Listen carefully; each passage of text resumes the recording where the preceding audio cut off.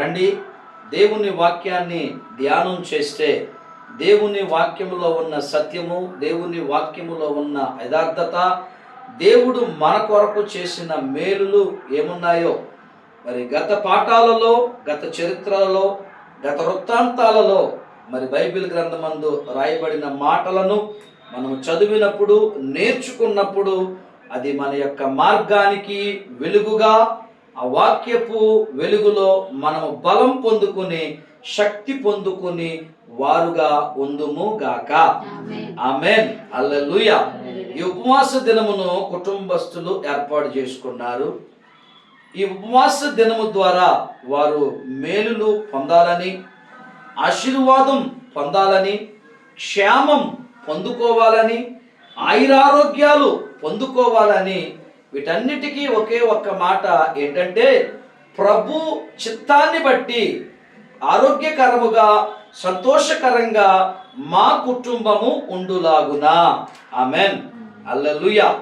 అయితే ఈ ఉపవాస దినాన్న కూడి వచ్చినటువంటి మనతోటి, కుటుంబస్తులతోటి, మరి యావత్తు సమాజముతో దేవుని మాట ఏమి రాయబడతా ఉంది అనేది దేవుని వాక్యములో ఉన్న మరి సంగతులను నేర్చుకున్నప్పుడే కదా మనకు అర్థమయ్యేది. వాక్యాన్ని చదివినప్పుడే మనకు అర్థమవుతుంది. కనుక దేవుని వాక్య గ్రంథములోనికి వెళదాం. మనందరికీ కూడా సుపరిచితమైనటువంటి మాటలను మరొకసారి ధ్యానం చేద్దాం, మరొకసారి చదువుదాం, మరొకసారి ఆలకిద్దాము. దేవుడు మన జీవితంలో గొప్ప విజయాన్ని కలిగించును గాక. మత్తయి సువార్త 6వ అధ్యాయము. మత్తయి సువార్త 6వ అధ్యాయము. ఈ ఉపవాస దినమును గూర్చి కొన్ని విషయాలను మాత్రమే, చాలా ఉన్నాయి, కొన్ని విషయాలను మాత్రమే సమయాన్ని బట్టి నేను మీతో పంచుకోవాలి అని ఆశపడుతూ ఉన్నాను. మరి మత్తయి సువార్తలో ఈ కొండ మీద తన ప్రసంగములో 6వ అధ్యాయములోనికి రండి. 5వ వచనాన్ని మొదటి లైన్ మాత్రమే చదవండి. మరియు మీరు ప్రార్థన చేయునప్పుడు వేషధారుల వలె ఉండవద్దు. ఆమేన్. హల్లెలూయా. చూడండి, మొట్టమొదటి మాట, ఇప్పుడు మనందరం చేసే పనేంటి? ఉపవాసం ఉన్నాం, కుటుంబం దగ్గరకు వచ్చాం. జాగ్రత్తగా ఆలోచన చేయాలి. ఉపవాసం ఉన్నాము, కుటుంబంలోకి వచ్చాం, డాక్టర్ గారి కుటుంబంలోకి. వారి ప్రార్థన విజ్ఞాపనను మనము షేర్ చేసుకున్నాం, మనం కూడా తెలుసుకున్నాం. వాటిని బట్టి మనం ప్రార్థించబోతున్నాం. ఆమేన్. ఆ చేసినటువంటి ప్రార్థన విజ్ఞాపన, ప్రార్థన మనవి, ప్రార్థన యాచనలు మన యొద్ద నుంచి దేవుని దగ్గరకు నేరుగా వెళ్ళడానికి కొన్ని సమస్యలు, కొన్ని అడ్డంకులు ఎదురవుతున్నాయి. అందుకే దేవుని వాక్యం ఇలా రాయబడతా ఉంది. అయ్యా, మీకును నాకును పాపము అనే అడ్డుగోడ ఉంది అని అంటున్నాడు. అలాగే ఉపవాసం ఉన్నప్పుడు, ఉపవాసము ద్వారా ప్రార్థన చేసినప్పుడు మనమే కాదు, కుటుంబస్తులే కాదు, యావత్తు సమాజం అందరికీ ఈ మాట వర్తిస్తుంది. మీరెప్పుడైనా ఉపవాసం ఉండి, మీరెప్పుడైనా ప్రార్థన చేసినట్లయితే వేషధారణ జీవితాలతో ఉండొద్దు అన్న స్పష్టమైన మాట. ఆమేన్. హల్లెలూయా. హల్లెలూయా. వేషధారణ దేవుడు మెచ్చుకోడు. ఒక మంచి మాట నేను చాలా స్పష్టముగా మాట్లాడుతున్నాను. మంచి మాట ఇలా రాయబడతా ఉంది. వేశ్యనైనా క్షమిస్తాను, కానీ వేషధారణను మాత్రం నేను క్షమించను అన్నాడు దేవుడు. ఆమేన్. హల్లెలూయా. అందుకే మనం ప్రార్థించేటటువంటి మనము ప్రార్థన ద్వారా ఈ కుటుంబానికి జయము అందించుటలో, విజయాన్ని చేకూర్చుటలో మన వంతు ప్రార్థన విషయాలలో ఎప్పుడు, ఎక్కడ, ఎన్నడూ, ఎలాంటి సందర్భంలో కూడా వేషధారణ ఉండకూడదు. ఆమేన్, హల్లెలూయా. వేషధారణ జీవితం జీవిస్తే నీవు నేను సహిస్తాం, నీవు నేను వదిలేస్తాం, దేవుడు మాత్రం వదిలిపెట్టడు. ఆమేన్. అందుకనే చదువుతాము రండి, యెషయా గ్రంథములోకి రండి. యెషయా గ్రంథములోనికి వస్తే అక్కడ ఉపవాసముల గురించి మాట్లాడుతూ అక్కడ కొన్ని విషయాలను ప్రస్తావించాడు. అందులో మనకు కావలసినటువంటిది మొదటి వచనాన్ని చూడండి, 58వ అధ్యాయం. అందరూ తీయండి, యెషయా గ్రంథము 58వ అధ్యాయము మొదటి వచనాన్ని జాగ్రత్తగా చూడండి.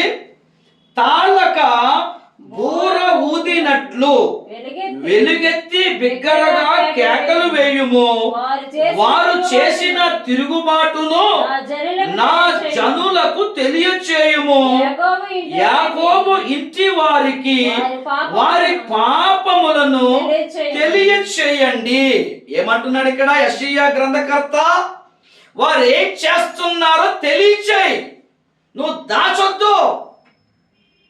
అది సంఘమైన, సమాజమైన, కుటుంబమైన, సేవకుడైనా, సేవకురాలైనా, సంఘ పెద్దైనా,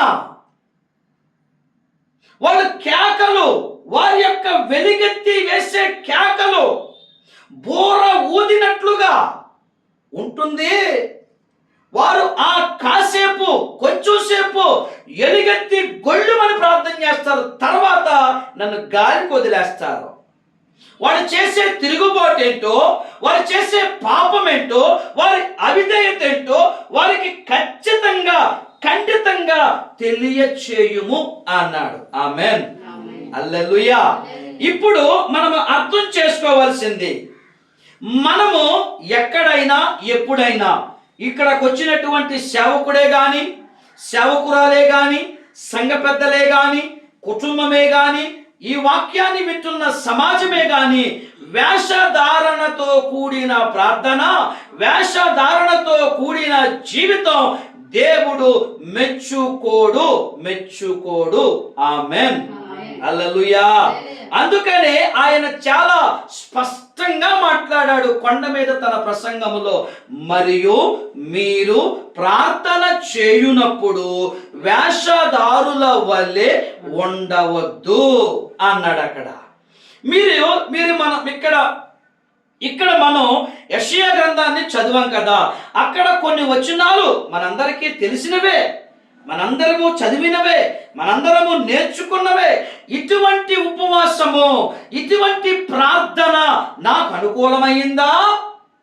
నీకు నచ్చినట్లుగా నువ్వు చేస్తున్నావు, నీ గుర్తొస్తే ప్రార్థన చేస్తున్నావు, నీ గుర్తుంటే ఉపవాసం ఉంటున్నావు. అట్లాంటి అనుకూలమైనదిగా అది నాకు లేదు. ఆమేన్. ఇదే మాట, ఇలాంటి ప్రస్తావన అపోస్తుడైనటువంటి పౌలు గారు రోమా పత్రికలో యూదా ఇంటి వారిని గురించి, తన స్వజనుల గురించి, తన కుటుంబస్తుల గురించి, తన బంధువర్గాల గురించి మాట్లాడుతూ ఏమన్నా తెలుసా? వారు దేవుని యందు ఆసక్తి కలిగి ఉన్నారు. ఏమన్నాడండి? ఆసక్తి కలిగి ఉన్నారు. ఓకే, కానీ అన్న మాట చెప్తాడు అక్కడ. కానీ వారి ఆసక్తి జ్ఞానానుసారమైనదిగా లేదు. ఆమేన్. ఉపవాస ప్రార్థనలు మనం పాటిస్తాం, ఉపవాసము ఉంటాం, ఉపవాస ప్రార్థనలు చేస్తాం, ఉపవాసముతో మొరపెడతాం. అది ఆ ఒక్క పూటకే పరిమితం అవుతుంది. మరి ప్రతిరోజు చెయ్యాలన్నదే కదా దేవుని ఉద్దేశం. చూద్దామా? రెండో విషయంలోకి వెళ్దాం రండి. మొదటి మాట ఏమన్నాడు? వేషధారుల వలె ఉండవద్దు. ఆమేన్. రెండవ మాట మరి 7వ వచనాన్ని చూడండి. మత్తయి సువార్తలో 7వ వచనాన్ని అందరూ జాగ్రత్తగా చదవండి. మరియు మీరు ప్రార్థన చేయనప్పుడు అన్యజనుల వలె వ్యర్థమైన మాటలు వచింపవద్దు. విస్తరించి మాటలాడుట వలన వారు చేసేటటువంటి మనవి వినబడునని వారు తలంచుకుంటున్నారు. తప్పది, తప్పే కదండి. మరి అది ఏమని చెప్పుకొస్తున్నాడు ఆయన? యేసుక్రీస్తు ప్రభుల వారు కొండ మీద తన ప్రసంగములో యావత్తు సమాజం అంతా కూర్చుంది. అక్కడ అందరూ కూర్చున్నప్పుడు ఆయన మాట్లాడిన మాట ఏంటంట? నువ్వేం చేస్తున్నావు? నువ్వు ప్రార్థన చేయునప్పుడు, ప్రార్థన చేసేటప్పుడు అన్యజనుల వలె. వాళ్ళకి తెలుసా ప్రార్థన అంటే ఏంటో? ప్రార్థన అంటే ఏంటో ఎవరికి తెలుసు? రక్షించబడి మారు మనసు పొంది క్రీస్తు రక్తము చేత పాపానికి ప్రాయశ్చిత్తము చేసుకున్నటువంటి దేవుని పిల్లలైన దేవుని జనాంగమైన మనకు తెలుసు. ఆమెన్. ఇప్పుడు వారిని గురించి మాట్లాడుతూ వారి వలె మీరు ఉండకుండా ప్రార్థన చేయాలి. చూడండి, మరలా చదవండి ఆ మాట. మరియు మీరు ప్రార్థన చేయనప్పుడు అన్యజనుల వలె వ్యర్థమైన మాటలు వచింపవద్దు. ఆమేన్. హల్లెలూయా. విస్తారమైన మాటలు అవసరం లేదు. నేరుగా ఒక్కటే పాయింట్. దేవా నువ్వు నన్ను చూడండి. యాకోబు ప్రార్థన చేశాడు. ఎగ్జాంపుల్ ఏమని ప్రార్థన చేశాడండి? ఎప్పేకు రేవుల దగ్గర రాత్రి కాలమందు, దేవా నన్ను దీవించు, దేవా నన్ను దీవించు, నన్ను దీవిస్తే నేను వెళ్తాను, నన్ను వదిలిపెట్టరా, నేను దీవిస్తాను. అసలు నువ్వు అసలు నీ పేరేంటి, నీ ఊరేంటి, నీ అడ్రస్ ఏంటంటే అబ్బాబ్బే అవన్నీ చెప్తలేదండి ఆయన. పట్టు వదలక, దాన్ని ఏంటంటే దాన్ని మన భాషలో చెప్పాలంటే బంక జలగ పట్టుకున్నట్లుగా పట్టుకున్నాడు యాకోబు. దేవుని స్తోత్రం. తుంటున్నారని కొట్టేశాడు దేవుడు. వదిలిపెట్టరా నాయన, నమస్కారం రా బాబు, తెల్లారిపోతుంది, నేను వెళ్ళిపోవాలరా. వదిలిపెట్టాడా యాకోబు? వదలలేదండి. గూడు జారిపోయింది కాలు, వదిలిపెట్టాడా? వదలలేదు. అలాంటి పట్టుదల కలిగి ప్రార్థన ఉండాలి. అందుకే విస్తారమైనటువంటి మాటలు మనకు అవసరం లేదు. ఇలా ఇంకొకరు ప్రార్థన చేస్తున్నారు, రండి. యాకోబు ప్రార్థన చేశాడు, పట్టువదలగా ప్రార్థన చేశాడు. ఇంకొక గుంపు ప్రార్థన చేస్తుంది.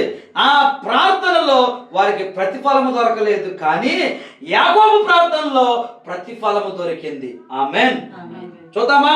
మొదటి రాజుల గ్రంథములోకి వద్దాం రండి. మొదటి రాజుల గ్రంథము 18వ అధ్యాయము. మొదటి రాజుల గ్రంథము 18వ అధ్యాయము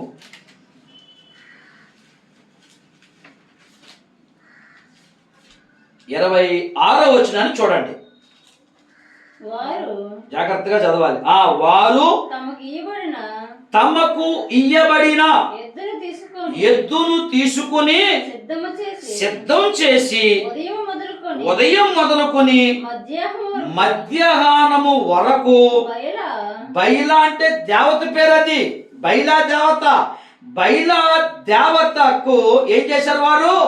ప్రార్థన వినుమని బయలు పేరు పెట్టి పేరును బట్టి ప్రార్థన చేసిని గాని ఒక మాట అయినను ప్రత్యుత్తరమిచ్చువాడెవడును లేకపోగా వారు తాము చేసిన బలిపీఠమునద్ద గంతులు వేయ మొదలు పెట్టెను. ఆమేన్. హల్లెలూయా. ఇక్కడ 2 గుంపులు ఉన్నాయి ఈ భాగంలో. ఒక గుంపు ఎవరు గుంపు? అది ఒక గుంపు బయలా దేవత గుంపు. రెండో గుంపు దేవుని ప్రజలు, దేవుని పిల్లలు. ఇక్కడ మనం చదివినప్పుడు, మనం చూసినప్పుడు వీళ్ళందరూ ఏం చేస్తున్నారు? వీళ్ళు ఇక్కడ ఒక సందర్భం వచ్చింది. మీ దేవుడా, మా దేవుడా. మీ దేవుని శక్త, మా దేవుని శక్త. మీ పవర్ ఎంత ఉంది, మా పవర్ ఎంత ఉంది. అంతే కదండి. కొన్నిసార్లు మనం అదే మాట్లాడుతాం. కొన్నిసార్లు యారా నా ముందంత, నా ముందు నువ్వు ఎంతటోడు రా, అసలు నాకున్న పరపతి ఏంటి, నాకున్న పేరేంటి, నాకున్న పరువు ఏంటి, నాకున్న ప్రతిష్ట ఏంటి, అదే చూస్తాం. ఇక్కడ అదే ఉంది. ఇక్కడ బయలాదేవతకు సంబంధించినటువంటి గుంపు అదే అడుగుతున్నారు. ఏం జరిగింది అక్కడ చూసాము కదా మనం. వారు పేరెట్టి గొంతులేసి ప్రార్థన చేసి కేకలు కేకలు పెడపప్పులు పెట్టేశారు అక్కడ. అంటే వారి ప్రార్థనలో ఏముంది, విస్తారమైన మాటలు ఉన్నాయి అక్కడ. ఆయన మాట వినలేదు అక్కడ. వారి బయలా దేవత వారి ప్రార్థన వినలేదు. చెవి ఎక్కడా, చెవి ఎక్కడానికి మాట్లాడేవాడు ఆయన. దేవుని స్తోత్రం కలుగును గాక. ఆయన ఎవరో రాయి. మన దేవుడు మాట్లాడే దేవుడు అండి. మాట్లాడే దేవా నా యేసయ్యా, మాట తప్పని వాడవు, మారని వాడవు నీవు. మాట్లాడే దేవా నా యేసయ్యా. హల్లెలూయా. ఆయన మాటలో సత్యం ఉంది, ఆయన మాటలో జీవం ఉన్నది. అందుకే కీర్తనకారుడు అన్నాడు, అయ్యా నీ వాక్యము నా పాదములకు దీపము. ఇప్పుడు మీకు ఏమన్నా చిన్న అనుమానం రావచ్చు. ఇక్కడ దేవుడు మాట్లాడతాడు అంటే వాక్యంతోనే మాట్లాడతాడు. అందుకే యోహాను సువార్త 1:1 రాయబడింది, ఆదియందు వాక్యముండెను, ఆ వాక్యము ఎవరై ఉన్నారు, దేవుడై ఉన్నాడు. అంటే ఈ వాక్యమనే అక్షరములతో దేవుడు నీతో నాతో కుటుంబముతో సమాజముతో నేరుగా మాట్లాడుతున్నాడు. ఏంటంటే వేషధారణతో కూడిన ప్రార్థన చెయ్యొద్దు, మొదటి మాట. రెండవ మాట ఏంటి, అన్యజనుల వలె విస్తారమైనటువంటి మాటల చేత ప్రార్థన చెయ్యొద్దు. ఇక్కడ బయలాదేవత దగ్గరకు వచ్చి విస్తారమైన మాటలు మాట్లాడి గొంతులు వేశారు, ఎగిరారు, డాన్సులు వేశారు, పేరు పెట్టి మరి పిలిచారు. వచ్చేసి ప్రత్యక్షమయ్యాడు అక్కడ. పని జరగదు అని అర్థమవుతుంది మనకు ఇప్పుడు. ఎందుకని విస్తారమైన మాటలలో దోషముండక. అంతేనా కాదండి. దేవుని స్తోత్రం కలుగునుగా. హల్లెలూయా. మళ్ళా చదవండి రాజుల గ్రంథంలో మాట. ముందుకు వెళ్ళిపోతాం. వద్దమ్మా వద్దు. రాజుల గ్రంథంలో మాట 26వ వచనం చూడండి. వారు తమకియ్యబడిన ఎద్దును సిద్ధం చేసిరి, ఉదయం మొదలుకుని మధ్యాహ్నం వరకు. ఉదయం అంటే ఎన్ని గంటల నుంచి ఉదయం అండి? 6-7, అంతే కదండి. 6-7 ఆ సమయం నుంచి మధ్యాహ్నం అంటే 1-2 అప్పటి వరకు కూడా వాళ్ళు ఏం చేస్తున్నారు?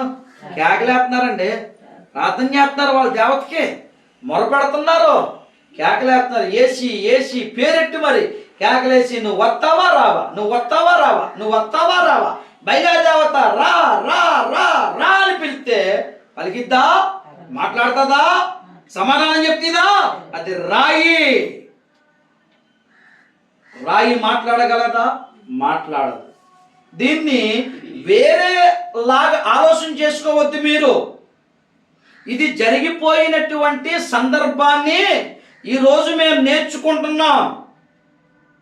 ఇప్పుడు పేరు పెట్టి నొక్కు పెట్టి మీరు మమ్మల్ని అంటున్నారని మీరెవరూ కూడా వేరే ఆలోచన పెట్టుకోవద్దు. దయచేసి ఈ మనవిని అర్థం చేసుకోండి.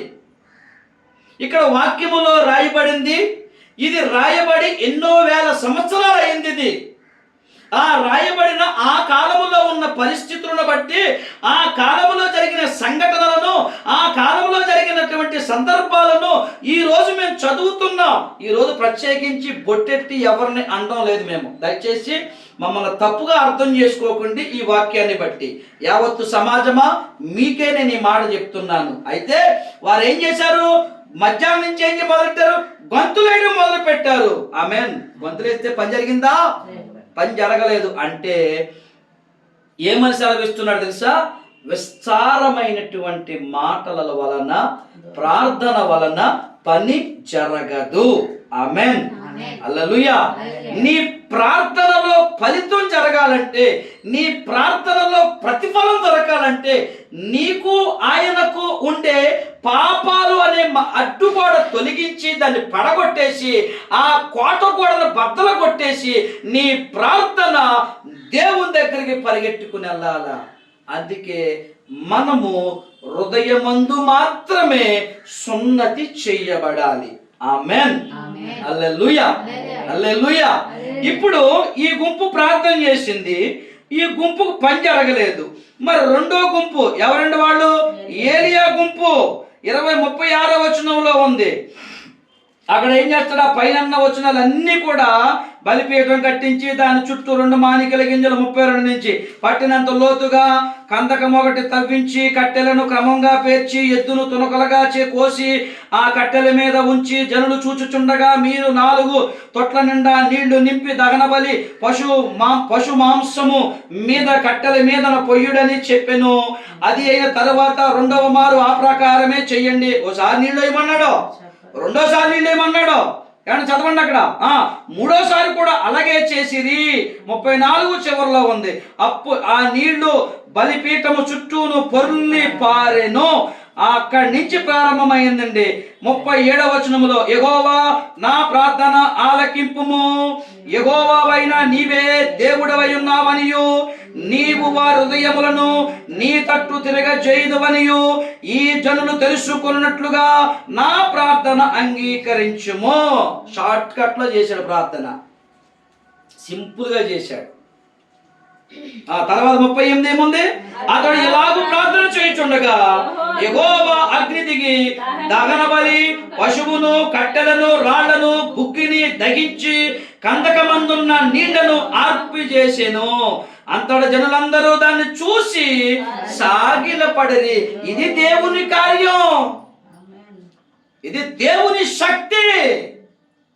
దేవుని శక్తి ముందు ఏ సమస్య నిలువజాలదు. ఆమేన్. హల్లెలూయా.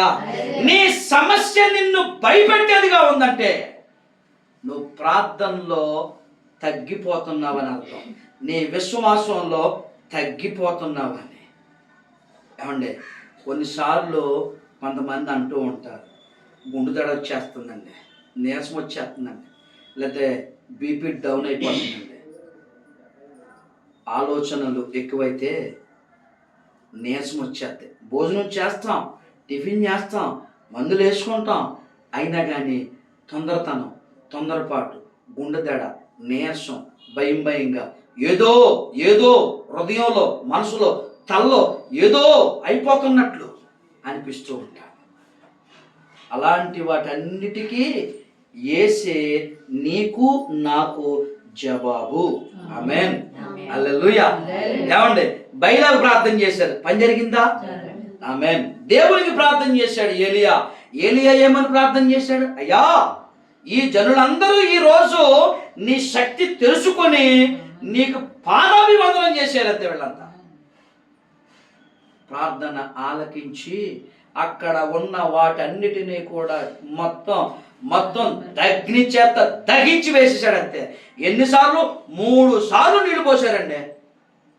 అసలు అంటుకుంటుందండి. పొయ్యిలో పొలలో పెట్టి అగ్గుపులకి తిరిగిద్దా నేరుగా ఎలగదో. దానికి ఏం చేసేవాళ్ళు పూర్వంలో? ఇప్పుడంటే గ్యాసులు వచ్చినాయి, కిరసనాలు పోసేవాళ్ళు మనం. లేదా ముందు కాగితాన్ని ముట్టిస్తే అప్పుడు ఎలిగేది పొలల పొయ్య.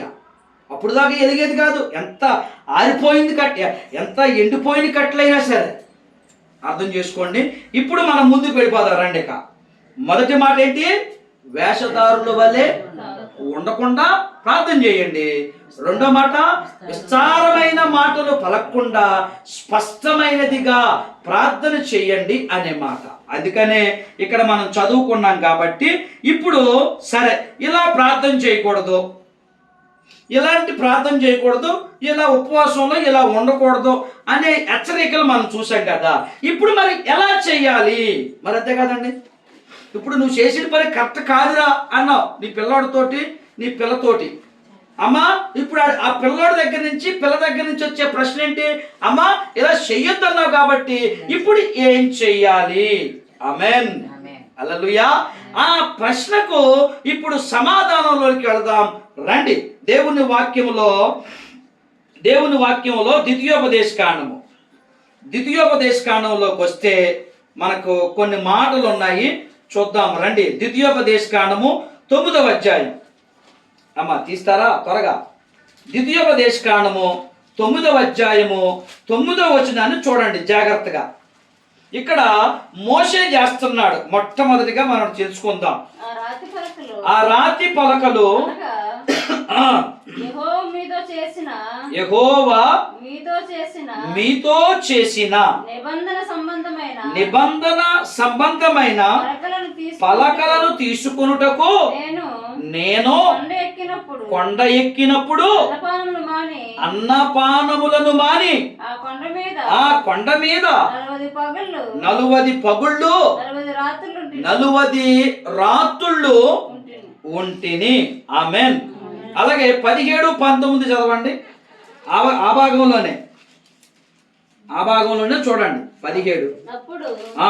నేను ఆ 2 పలకలను పట్టుకొని ఆ 2 చేతుల నుండి మీ కన్నుల ఎదుట నేను పడగొట్టేశాను కదా. మీరు ఎందుకు పడగొట్టాను? యెహోవా దృష్టికి చెడు నడత నడిచి చేసినటువంటి పాపాన్ని బట్టి నాకు కోపం వచ్చింది కదా. నేను మరలా ఏం చేశాను? నేను ఆ పలకలు తీసుకుని నేను దేవుని దగ్గరికి వెళ్ళాను. దేవుని దగ్గరికి వెళ్తే ఆ పలకలను ఆయన మరలా రాసిచ్చాడు. ఇక్కడ మనం అర్థం చేసుకోవాలి. ఇప్పుడు మనం ద్వితీయోపదేశ కాండంలో 9వ అధ్యాయంలో 9వ వచనాన్ని, అలాగే 17, 18, 19 వచనాలు మనం చదివినటువంటి ఇప్పుడు మనం అర్థం చేసుకోవాల్సిన ఆలోచన ఏంటంటే, మోషే నాయకుడు. ఆమేన్, హల్లెలూయా. ఇప్పుడు ఆయన చేసే పనిని బట్టి మనము ఎలా చేయాలో మనకు ఆన్సర్ దొరికింది. ఇప్పుడు మోషే నాయకుడు వాళ్ళ పాపం చూసి వాడు చేసే పని కోపం వచ్చి ఆ కోపంలో ఏం చేశాడు? పలకలను పడగొట్టేస్తే ఆ పలకలు విసిరితే పగిలిపోయాయి. పగిలిపోయిన తర్వాత దేవుడు కూడా సర్లే మరలా నువ్వు మందసం చేసుకుని దాన్ని అక్కడ మందసాన్ని పెట్టి నువ్వు పలకలు చేసుకుని మరలా నా దగ్గరికి రా. ఏమనంటే రా. మొదటిసారి వెళ్ళినప్పుడు 40 దినాల ఉపవాసం ఉన్నాడు. ఆమేన్. రెండోసారి వెళ్ళినప్పుడు 40 దినాల ఉపవాసం ఉన్నాడు. మొత్తం ఆ పలకల నిమిత్తం ఎన్నిసార్లు ఉన్నాడు? ఇప్పుడు ఆయన 80 రోజులు. అర్థమైందండి?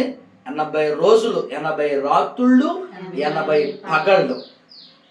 ఎందుకోసం వెళ్ళాడంటే ఆ పలకలు అనేవి, ఆజ్ఞలు అనేవి ఒక కొత్త చట్టాల్లోనికి ఇశ్రాయేలీయుల జనాంగమును నడిపించడానికి ఆ పలకలు ప్రాధాన్యమైనవి, ఆ ఆజ్ఞలు ప్రాధాన్యమైనవి అని మనము అర్థం చేసుకోవాలి.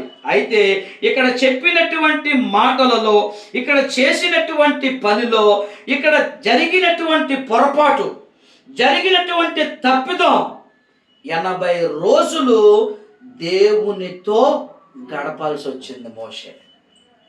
అర్థమైందండి? ఎన్ని రోజులు? 80 రోజులు.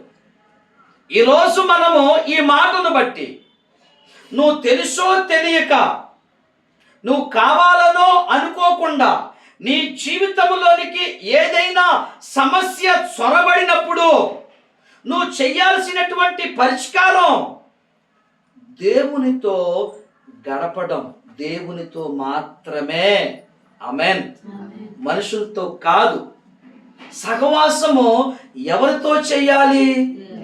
దేవునితోనే, యేసయ్యతోనే మనం సహవాసం చేయాలి.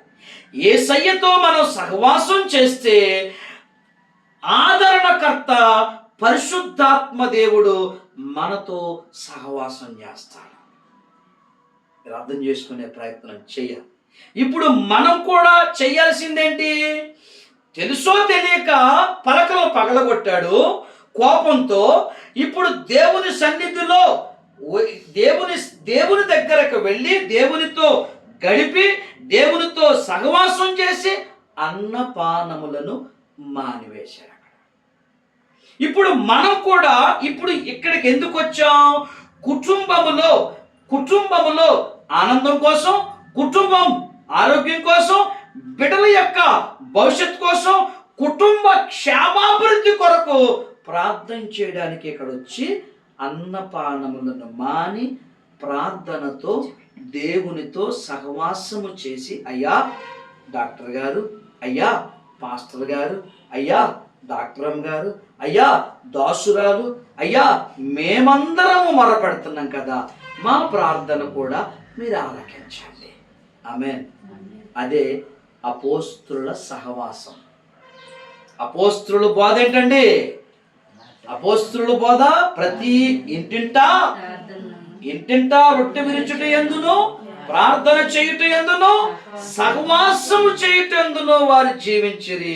అందుకే ఒక మంచి మాట ఏమి రాయబడుతుంది అనంటే, సహోదరులు ఐక్యత కలిగి ఉండుట ఎంత మేలు, ఎంత మనోహరము.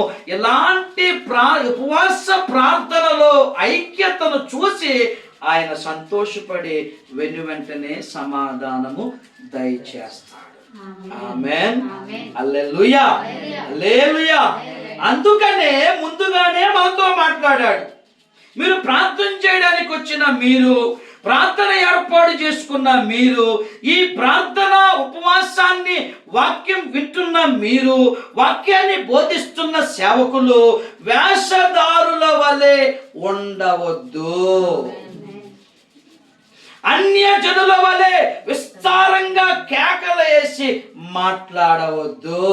ఎందుకంటే విస్తారమైన మాటలలో దోషముండక మానదు. దానికే ఉదాహరణ బైలాకు కేకలేసి ప్రార్థన చేస్తే విన్నదా? ఏలియా ప్రార్థన చేసినాడు. అక్కడ ఆ ప్రార్థన విని అగ్ని ఆకాశము నుండి దిగి దహించి వేసింది. ఈరోజు ఐక్యత కలిగి, సమాధానం కలిగి మనము సంఘమంతా కలిసి ప్రార్థించినప్పుడు దేవుని ప్రసన్నత, శక్తి, ఆ విజయము, దీవెన, ప్రతిఫలము ఈ కుటుంబము అనుభవించుదురుగాక. ఆమేన్. హల్లెలూయా. అందుకే ఇలా ఉండకూడదు, ఇలా ఉండాలి. ఇలా చేయకూడదు, ఇలా ప్రార్థన చేయాలి. రెండు విషయాలు మీ ముందు పెడుతున్నా. తర్వాత ఇంకా ఎలా చెయ్యాలో ముందుకెళ్దాం రండి. ఇంకొక ఆయన కూడా ప్రార్థన చేశాడు. నెహెమ్యా గ్రంథములోకి రండి. నెహెమ్యా గ్రంథములోనికి వస్తే నెహెమ్యా ప్రార్థన చేశాడు. మీరు త్వరగా తీయాలి. నెహెమ్యా గ్రంథము 1:4. మోషే అన్నపానములను మాని దేవునితో గడిపినట్లుగా దేవుని వాక్యాన్ని చూసాం. నెహెమ్యా తన ప్రార్థనలో విజ్ఞాపన చేస్తున్నాడు. ఇక్కడ మీరు త్వరగా తీరు. అమ్మా, ఈ మాటలు వినినప్పుడు నేను కూర్చుండి, ఇక్కడ మనం చదివిన 4వ వచనములో ఈ మాటలు అనే మాట ఉంది. అంటే యెరూషలేము ప్రాకారాలు అవి పడద్రోయబడి అగ్ని గంధకము చేత కాల్చివేయబడుతున్నాయి. వాటిని బట్టి నేను కుప్పకూలిపోయాను. నేను ఆ మాటలు వినగానే, ఈ మాటలు నేను వినగానే నేను కుప్పకూలిపోయి ప్రార్థన చేశాడు ఆయన. చాలండి, ఒక్క మాట చాలు. అది మీకు అందరికీ తెలిసిన మాటే కనుక నేను ఎక్కువగా చదివించే ప్రయత్నం. అర్థమవుతుందా? అక్కడ దేని గురించి విజ్ఞాపన చేశాడు? యెరూషలేము ప్రాకారములను తిరిగి నిలబెట్టుటకు విజ్ఞాపన చేస్తున్నాడు. ఆయన వృత్తి ఏంటి? రాజు వద్ద గిన్నె అందించువాడి పని ఆయన పని. అలాంటి పరిస్థితుల్లో ఒక మంచి సమయాన్ని చూసుకుని, రాజా నాకు సెలవిప్పించండి, నీ చిత్తమైతేనే సెలవిప్పించండి. మా యొక్క పరిస్థితి ఎలా ఉంది? ఆ విజ్ఞాపన చేసే క్రమంలో ఏమండి, ఆ విజ్ఞాపన చేసే క్రమంలో ఆ పక్క పేజీలో ఉంది రాయబడింది, వారు మా పితరులైనటువంటి ఇశ్రాయేలీయుల పాపములను పరిహరించుము. మేము తెలుసో తెలియక మేము గాని మా పితరులు గాని వారు చేసిన పాపములను మీరు క్షమించి మన్నించు దేవా, మన్నించి క్షమించి మా ప్రార్థనకు చెవియొగ్గుము. ఆమేన్. ఎక్కడండి? ఎక్కడ ఆ మాట ఉంది రాయబడింది చూసారా? 6వ వచనం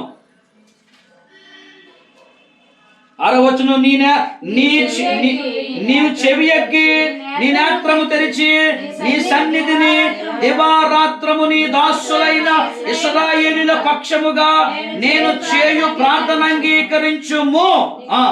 నీకు విరోధముగా పాపము చేసిన ఇశ్రాయేలు కుమారులు దోషమును ఒప్పుకొనుచున్నాను. నేను ఒప్పుకుంటున్నాను. అంతే కదండి. పాస్టర్ గారి సమస్య వచ్చింది. అయ్యమ్మ పాస్టర్ గారు ఏమని తెలుసో తెలియక పొరపాటు చేస్తుంటే, ఇక సమస్యలో ఇరుక్కున్నాడు ఆయన. తెలుసో తెలియక ఏమైనా పొరపాటు చేస్తే క్షమించు, మన్నించు. మనం ఎక్కడికి వెళ్ళినా ఏం చేసినా మనం ఈ ప్రార్థన చేస్తామా? ఎవరి గురించి అయినా ప్రార్థన చేసినాడు, దేవుడా ఇదిగో నన్ను తెలుసో తెలియక ఏమన్నా పొరపాటు చేస్తుంటే ఆ పొరపాటు వలన వచ్చిన పర్యవసానం ప్రతిఫలం ఇదేమో. ఒకవేళ ఏమన్నా తెలుసో తెలియక చేసుంటే క్షమించి మరలా కృప చూపించు, దయ చూపించు. ఆమేన్. హల్లెలూయా. అలా నెహెమ్యా విజ్ఞాపన చేస్తున్నాడు. వారి పాపములను తన మీద వేసుకుని ఒప్పుకుంటున్నాడు. అయ్యా వాళ్ళు తెలుసో తెలియక ఏమైనా చేసుంటే ఇగో నేను ప్రార్థన చేసి క్షమాపణ అడుగుతున్నాను కాబట్టి వారి కొరకు క్షమించి వారికి మన్నించి మళ్ళా సెటరేట్ చేయండి దేవా. ఆమేన్. హల్లెలూయా. మొదటి మాటలో మోషే దేవునితో గడిపాడు. రెండవ మాటలో నెహెమ్యా విజ్ఞాపన చేస్తున్నాడు. మూడవ మాటలో రండి ఎజ్రా కాలములో జరిగిన సందర్భాన్ని ఆ పక్కన ఉందో చూడండి. ఎజ్రా గ్రంథం 8:21 నుంచి చూడండి. అప్పుడు దేవుని సన్నిధిని మమ్మును మేము దుఃఖపరుచుకొని మాకును మా చిన్నవారికిని మా ఆస్తికిని శుభం ప్రయాణము కలుగునట్లుగా నేను వేడుకొనుటకు ఆహావా నది దగ్గర ఉపవాసముండుడని ప్రకటించి తిని మేము మేలు కలగచేయుటకై ఆయనను ఆశ్రయించు వారందరికీ మా దేవుని హస్తము తోడుగాను ఉండును గాని ఆయన హస్తము ఆయన ఉగ్రతయు ఆయనను విసర్జించు వారందరి మీదకి వచ్చునని మేము రాజుతో చెప్పి ఉంటిమి కనుక మార్గమందున్న శత్రువుల విషయమై మాకు సహాయము చేయునట్లు కాల్బలమును రౌతులను రాజునద్ద కావాలనని మనవి చేయుటకు చాలు. దేవునికి స్తోత్రం కలుగునుగా. హల్లెలూయా. ఏమని ప్రార్థన చేశాడండి ఆయన? ఏమని ప్రార్థన చేశాడు? దేవుణ్ణి వేడుకుంటున్నాడు. ఏమని వేడుకుంటున్నాడండి ఆయన? మాకు మా చిన్నవారికి రూపాయో 10 రూపాయో ఉన్న మా ఆస్తికి శుభం కలగాలి. ఆమేన్. హల్లెలూయా. మొదటిది దేవునితో గడిపితే, రెండవది విజ్ఞాపన చేస్తే, మూడవది వేడుకుంటే. ఈ మూడింటికంటే అతి ప్రాముఖ్యమైంది మనము విడిచిపెట్టాల్సింది వేషధారణ, మనం విడిచిపెట్టాల్సింది అన్యజనుల వలె విస్తారమైన మాటలను. వీటిని ఎప్పుడైతే మనం విడిచిపెడతామో, మనం వీటిని విడిచిపెట్టి లోక మర్యాదను పక్కన పెట్టి దేవుని చిత్తానుసారంగా దేవునితో సహవాసం, దేవునితో గడుపుతామో, దేవునికి విజ్ఞాపన చేస్తామో, దేవుణ్ణి ఎప్పుడైతే వేడుకుంటామో ఆయనే సమాధానము ఇచ్చువాడు. ఆమేన్. హల్లెలూయా. హల్లెలూయా. ఎలాంటి సమాధానం తెలుసా? శాంతికరమైన జలముల యొద్దకు ఆయన నడిపించుచున్నాడు. ఆమేన్.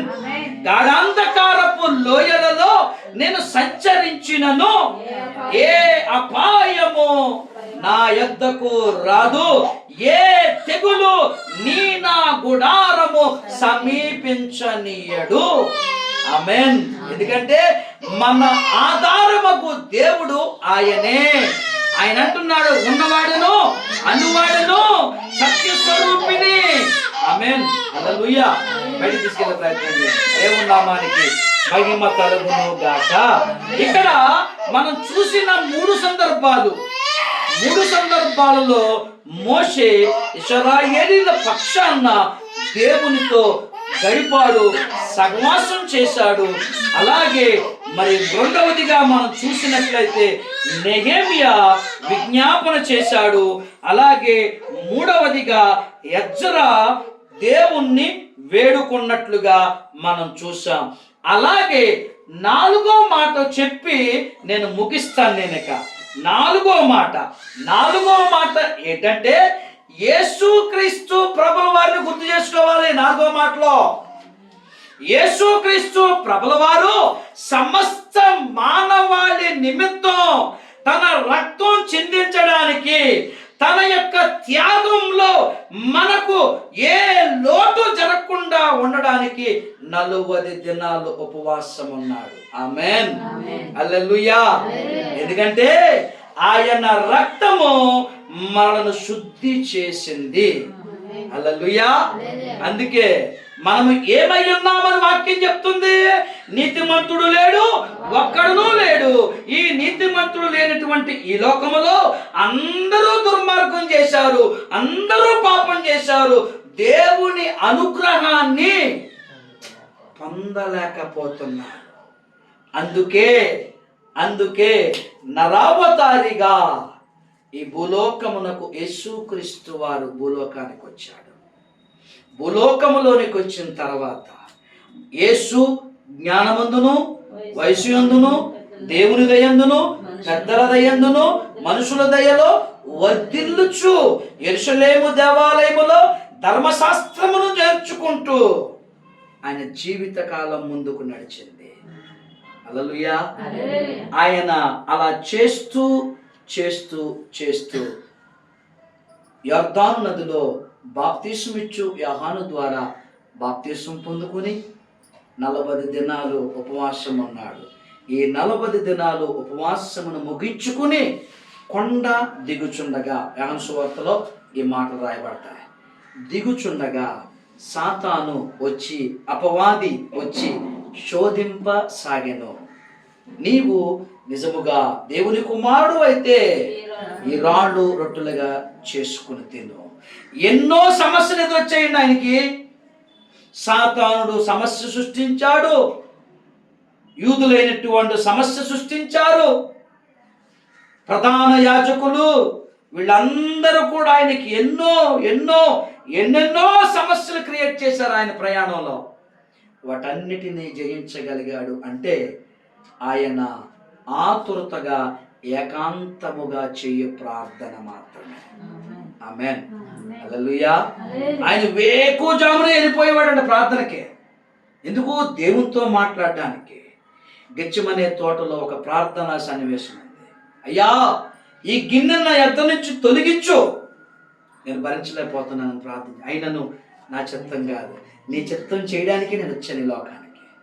సర్వమానవాళి రక్షణార్థం, సర్వమానవాళి ఇదిగో రక్షించబడ్డానికి, నా రక్తం చిందించడానికి తండ్రి నువ్వు నన్ను పంపావు కనుక ఆ పనిలో నేను తట్టుకోలేకపోతున్నాను కనుక నన్ను సెటరేట్ చేసి మరలా నన్ను బలపరిచి నడిపించు దేవా. ఆయనకే వచ్చాయి అన్నీ. ఆయన జీవితంలో ఆ 3.5 సంవత్సర కాలంలో ఆయనకి ఎన్నో ఎదురయ్యాయి. ఈరోజు నీకు నాకు ఎన్నో ఎదురవుతున్నాయి. అలాంటి వాటిని చూసి భయపడక ధైర్యంగా ఉండు. నిబ్బరమైన మనసు కలిగి నీ ప్రతి సమస్య, నీ ప్రతి భారమును యెహోవా మీద మోపు. ఆయనే న్యాయము తీర్చువాడు. ఆమేన్. ఆయనే సమాధానం ఇచ్చేవాడు. మోషే నాయకుడు ఇశ్రాయేలు జనాంగం కోసం దేవునితో గడిపి 40 దినాలు 80 రోజులు రాత్రింబగళ్ళు అన్నపానాలు మానేసి దేవునికి సాగిలపడ్డాడు అని రాయబడుతుంది, చరిత్ర చెప్తుంది. అలాగే నెహెమ్యా ప్రకారాలు తిరిగి కట్టాలి, పాడైపోతుంది, జీవితం పాడైపోతుంది, కుటుంబం పాడైపోతుంది, సంఘము పాడైపోతుంది, సంఘములో ఐక్యత లోపించింది, కుటుంబంలో ఐక్యత లోపించింది, వ్యక్తిలో మానవత్వం చచ్చిపోతుంది. అలాంటప్పుడే విజ్ఞాపన చేయాలి. ఆమేన్. విజ్ఞాపన. అందులో నీ సమాధానం దొరకడానికి, అయ్యా నాకు నా కుటుంబము, నేను నా భార్య నా పిల్లలు, అయ్యా మేము మా సంఘము మా సంఘ బిడ్డలందరూ కూడా మా స్థితికి మాకు మా ఆరోగ్యాలకి శుభం కావాలి వేడుకుంటే, అట్టి రీతిగా వేడుకుంటే, వేషధారణ విడిచిపెట్టి వీటన్నిటిని దూరం పెట్టేసి విస్తారమైన మాటలు పక్కన పెట్టేసి, తిమోతి పత్రికలు అంటాడు కదా, ముసలమ్మ ముచ్చట్లు పక్కన పెట్టి పనికి మాలిన చెత్త సోది పక్కన పడేసి, ఇదిగో దేవునితో సహవాసం చేయగలిగితే, దేవునిని విజ్ఞాపన చేస్తే ప్రకారం కట్టగలిగాడా లేదా, ప్రకారాలు నిలబెట్టగలిగాడా లేదా, ఆయన గుమ్మాలు నిలబెట్టగలిగాడా లేదా, సాధ్యమైంది ఆయనకి. శుభం కోసం ప్రార్థన చేస్తే శుభం దొరికిందా లేదా, శుభం దొరికింది. ఈరోజు నీకు నాకు ఆ శుభం కావాలి అంటే వేడుకుందాం దేవుణ్ణి. ఇదిగో ఈ ప్రాకారములు గుమ్మములు నిలబెట్టినట్లుగా నీ కుటుంబం నీ వ్యవస్థ, నీ వ్యక్తిగత జీవితం, నీ సంఘం నిలబడాలంటే ఆ రీతిగా విజ్ఞాపన చేద్దాం. అదే మిక్కిలి అనుకూలమైన ఉపవాస దినమిది. ప్రార్థన చేసుకుందామా అందరము కూడా? దేవుడు మనకిచ్చినటువంటి ఈ మంచి సమయాన్ని బట్టి, దేవుడు మనకిచ్చినటువంటి ఈ మంచి తరుణాన్ని బట్టి చూడండి, దయ పొందుకున్నాడు రాజు దగ్గర నెహెమ్యా దయ పొందుకున్నాడు. నీకు కావలసిన కర్ర కలప ఏం కావాలో అది తోలికెళ్ళిపో అంటున్నాడు. ఆ గ్రంథం మందు రాయబడిన మాట. దయ. ఎస్తేరు దయ పొందుకుంది. అన్న ప్రార్థన చేసి కుమారుని సంపాదించుకోండి. ఈరోజు నువ్వు ప్రార్థన చేస్తే నీ జీవితంలో మేలు చేస్తానంటున్నాడు ఆయన. మేలు చేస్తానంటున్నాడు. విడిచిపెట్టవలసిన వాటిని విడిచిపెట్టి దేవునికి సజీవ యాగముగా మనల్ని మనం సమర్పించుకుంటే మనకంటూ అసాధ్యమైనది ఏమీ లేదు. ప్రార్థన. పరిశుద్ధుడైన తండ్రి నీ వందనాలు. జీవం కలిగిన మా యేసయ్యా నీ స్తోత్రాలు. ఆశ్చర్యకరుడా నీ స్తోత్రాలు. ఆలోచనకర్త నీ స్తోత్రాలు. నిత్యుడగు తండ్రి నీ స్తోత్రాలు. సమాధానకర్త నీ స్తోత్రాలు. అయ్యా ఈరోజు మీరు మాతో సూటిగా కుటుంబంతో, సంఘముతో, సంఘ బిడ్డలతో, సేవకులతో సూటిగా మాట్లాడారు దైవజనుల ద్వారా. అయ్యా మాలో వేషధారణ ఏమైనా ఉంటే మేము విడిచిపెడతాము నాయన. క్షమించండి. మాలో అన్యజనుల వలె విస్తారంగా మేము మాట్లాడితే క్షమించండి, మన్నించండి, సరిచేయండి, మమ్మల్ని సరిచేయండి. ఎందుకంటే తండ్రి అని పిలవగానే వెంటనే పలికే దేవుడు ఆయన. తండ్రి అని పిలవగానే వెంటనే పలికే దేవుడు ఆయన. గొప్ప దేవుడవు, శక్తిమంతుడవు నాయన, న్యాయవంతుడవు తండ్రి, యథార్థవంతుడవు తండ్రి. నీలో శక్తి ఉంది, నీలో మహిమ ఉంది, నీలో గొప్పతనం ఉంది నాయన. స్తోత్రాలయ్యా, స్తోత్రాలు చెల్లిస్తున్నా. తండ్రి అని పిలుస్తున్నాం ఈరోజు, తండ్రి అని పిలుస్తున్నాం. మమ్మల్ని చేర్చుకోండి అయ్యా, మా ప్రార్థన చేర్చుకోండి, మా విన్నపాలు చేర్చుకోండి, మా విజ్ఞాపన చేర్చుకోండి నాయన. తండ్రి అని నే పిలువగా తనయుడాని తా పల్కొను. తండ్రి అని నే పిలువగా తనయుడాని తా పల్కొను. ఆదుకొనెను అన్ని వేళలా కన్నీరంతయు తుడిచివేయును. ఆదుకొనెను అన్ని వేళలా కన్నీరంతయు తుడిచివేయును. ప్రార్థన యేసుని సందర్శన, పరమ తండ్రితో సంభాషణ. ప్రార్థన యేసుని సందర్శన, పరమ తండ్రితో సంభాషణ. పరిశుద్ధుడైన తండ్రి, జీవం కలిగిన మా యేసయ్య, నీకు వందనాలు, స్తోత్రాలు. ఈ సమయమందు నాయన కొద్ది మాటలు తండ్రి, నీ వాక్యములో నీ గ్రంథమందు మా కొరకు భద్రపరిచిన మాటలను తండ్రి, నీ సేవకుని ద్వారా మీరు బయలుపరిచిన రీతిని బట్టి స్తోత్రాలు, స్తుతులు చెల్లిస్తున్నా. నీ సేవకుడిని నిలబడినప్పుడు నాయన నోటికి నోరుగా ఉన్నారు. ఏడంతల ఆత్మశక్తితో మీరు నిలబెట్టుకుని నడిపించిన విధానాన్ని బట్టి నీకే స్తుతి, స్తోత్రాలు, మహిమ, ఘనత, ప్రభావాలు చెల్లించుకుంటున్నాం నాయన. ఈ సమయమందు ప్రభా, ఇదిగో నాయన ఉదయ కాలమున తండ్రి కొన్ని ప్రార్థనలు చేశాం, ఇదిగో కొన్ని పాటలు పాడడం జరిగింది, ఇదిగో వాక్యాన్ని విన్నాం.